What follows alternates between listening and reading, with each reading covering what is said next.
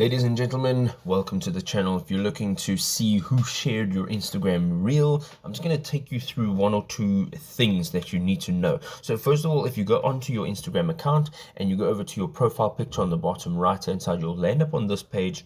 And this first section over here is all of your posts that you've made, and then the second one is actually your reels, and this is where all your reels are stored. Now once you tap on a reel, you'll see that on the bottom right hand side there is a share button, and just underneath that share button you'll see a number, and that's how many times your post has been shared.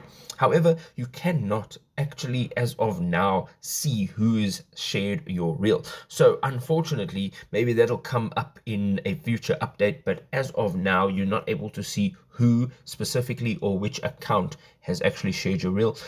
You can, however, see how many times it's been shared. If this was helpful, drop us a like. We'll see you in another video. Cheers.